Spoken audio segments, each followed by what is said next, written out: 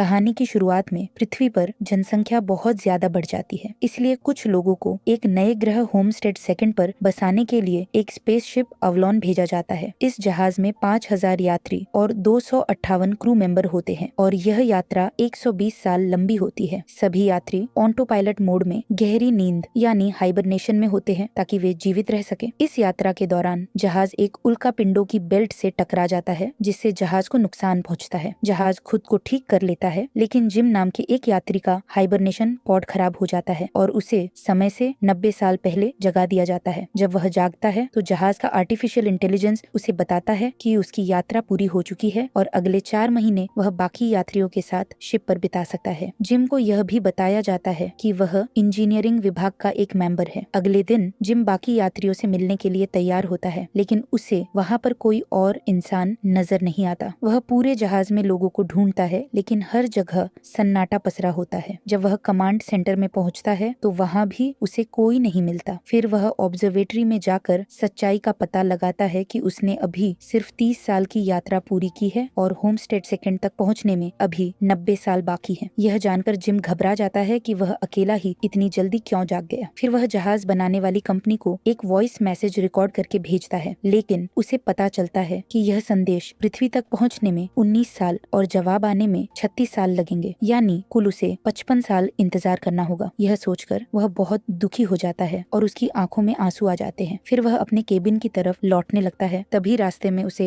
एक बार टेंडर दिखाई देता है। जिम बार टेंडर को देखकर खुश हो जाता है और कहता है, मुझे लगा था कि मैं अकेला ही जागा हूँ, तुम्हें देखकर बहुत अच्छा लगा। बार टेंडर अपना नाम आर्थर बताता है, लेकिन तभी जिम को एहसास होता है कि वह एक रोबोट है, जिससे वह फिर उदास हो जाता है। जिम आर्थर को बताता है कि वह जहाज में किसी तकनीकी खराबी के कारण जल्दी जाग गया है, लेकिन आर्थर कहता है कि कोई भी यात्री 90 साल पहले नहीं जाग सकता। इस पर जिम जवाब देता है, लेकिन मैं 90 साल पहले ही जाग चुका हूँ और तुम्हारे सामने बैठा हूँ। जिम की बात और आर्थर की प्रोग्रामिंग मेल नहीं खाती, जिससे आर्थर कुछ सेकंड के लिए हैंग हो जाता है। अगली सुबह जिम कैफेटेरिया में नाश्ता करने जाता है और उसे पता चलता है कि वह सबसे निचले स्तर का यात्री है, इसलिए उसे अच्छा खाना नहीं मिल सकता। वह मजबूर होकर सिर्फ एक सिंपल कॉफी ऑर्डर करता है। तभी उसे हाइबरनेशन पॉड को ठीक करने का आइडिया आता है। वह पॉड का मैनुअल और अपने टूल्स लेकर उसे ठीक करने की कोशिश करता है। जब वह पॉड में लेटता है और ऑन करता है तो वह काम नहीं करता। फिर अब जिम क्रू के सदस्यों को जगाने की सोचता है और उनके दरवाजे खोलने की कई कोशिशें करता है, लेकिन वह ऐसा नहीं कर पाता। इस बीच उसे महसूस होता है कि जहाज में और भी तकनीकी खराबियां आ रही हैं। फिर वह आर्थर से कहता है कि वह इस जहाज में फंस गया है और यहीं बूढ़ा होकर मर जाएगा। आर्थर उसे समझाता है, एक दिन तो सभी को मरना ही है, यहाँ तक कि मैं भी बंद हो जाऊंगा, इसीलिए चिंता छोड़ो और अपनी जिंदगी को जियो। जिम को यह बात समझ आ जाती है और वह सबसे लग्जरी रूम खोलकर वहाँ रहने लगता है। वह बास्केटबॉल खेलता है, डांस करता है, ड्रिंक्स लेता है, अच्छे रेस्टोरेंट में जाता है और खूब एंजॉय करता है, लेकिन खाने में उसे अब भी नॉर्मल खाना ही मिलता है। और धीरे धीरे 1 साल बीत जाता है। अब जिम फिर से अकेलापन महसूस करने लगता है। एक दिन जब वह जहाज में घूम रहा होता है तो उसे एक दरवाजा दिखाई देता है। जब वह उसे खोलता है तो उसे स्पेस सूट मिलता है। वह सूट पहनकर जहाज के बाहर स्पेस में चला जाता है और खूबसूरत अंतरिक्ष को देखकर रो पड़ता है। जब वह वापस लौटता है तो उसे बहुत गहरा दुख महसूस होता है और आत्महत्या करने का विचार आता है और वह